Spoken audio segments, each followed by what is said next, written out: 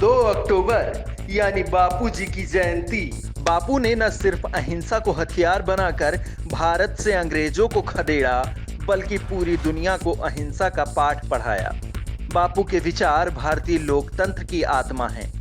सरकारी दफ्तर में शायद इसीलिए बापू की तस्वीर लगी रहती है, ताकि दफ्तर में बैठने वाले साहब और कर्मचारी ईमानदारी के साथ सत्य के रास्ते पर चलकर अहिंसा पूर्वक जनता के साथ न्याय करें।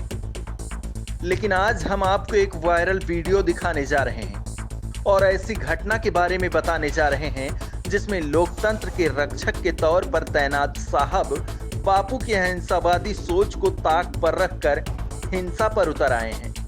स्क्रीन पर आपको टी शर्ट पहने हुए शख्स के हाथ में डंडा दिख रहा होगा। डंडा थामे ये शख्स कोई आम आदमी नहीं, बल्कि तहसीलदार है, जो एक आदमी पर डंडे से वार करते नजर आ रहे हैं। खाकीधारी किनारे खड़े हैं और तहसीलदार साहब डंडा चला रहे हैं। तहसीलदार साहब ने ऐसा डंडा चलाया कि एक आदमी का हाथ भी टूट गया। रिकवरी दिखाओ, रिकवरी दिखाओ यार, तुम क्या कर रहे हो? दरअसल ये मामला है जालौन जिले का, जहां कोंच तहसील के तहसीलदार नरेंद्र कुमार एक गांव में राम खिलावन के घर वसूली करने पहुंचे थे और मौके पर तहसीलदार ने आओ देखा न ताओ राम खिलावन को गाड़ी में लादने का आदेश दे दिया।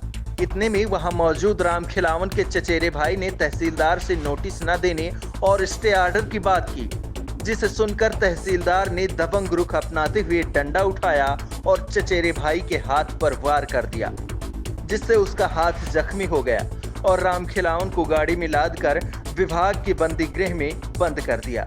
मेरा वारंट कटा हुआ था वाणिज्य कर विभाग से, तो उसमें वारंट हुआ तो तहसीलदार साहब के पास वारंट आया, तो तहसीलदार साहब ने मुझे अवगत नहीं कराया, ना मुझे कोई रिसीविंग कराई है, ना कोई नोटिस दिया, और इसके बाद मुझे सीधा अरेस्ट करने लगे।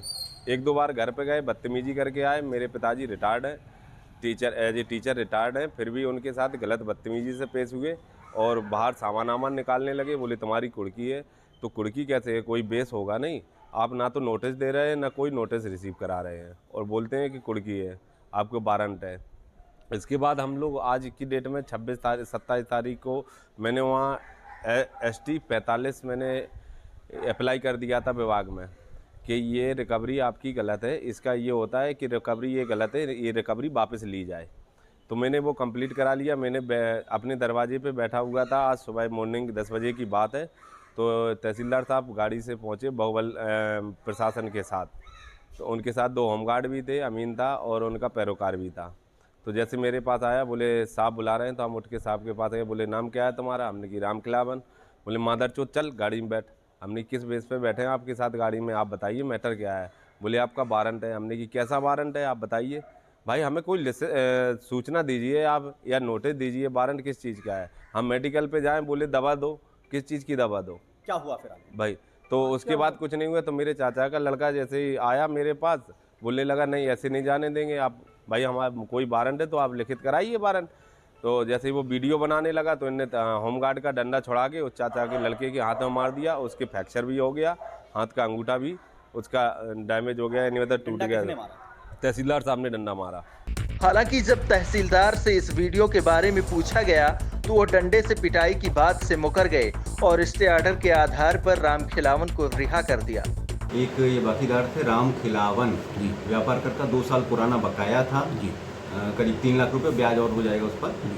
उसको वसूलने के लिए गए थे, बैठे मिले और उसके बाद इन्होंने हंगामा किया, महिलाएं भी बुला ली और भीड़ इकट्ठी कर ली। ये सब जो उनका कहना है कि मैंने जमा कर दिया था, उसके बाद भी इसमें एक भी पैसा जमा नहीं है, लेकिन आज इसमें एक स्टे ऑर्डर आया है। स्टे ऑर्डर देखने के बाद उनको छोड़ दिया गया है। तहसीलदार साहब चाहे जो सफाई दे दें, लेकिन वायरल तस्वीरों में ये तय है कि डंडा उन्होंने ही उठाया था और वीडियो बनता देख वह डंडे को पीछे रख दिए थे। ऐसे में तहसीलदार साहब का बयान झूठा साबित हो रहा है और यह भी साबित हो रहा है कि दफ्तर में राष्ट्रपिता महात्मा गांधी की तस्वीर टंगी होने के बावजूद नरेंद्र जैसे लोगों को उनके विचारों से कोई मतलब नहीं है। जालौन से सद्दाम हुसैन की रिपोर्ट, NTTV भारत। देश दुनिया की ताज़ा तरीन खबरों से रूबरू होने के लिए सब्सक्राइब कीजिए आपका अपना चैनल NTTV भारत।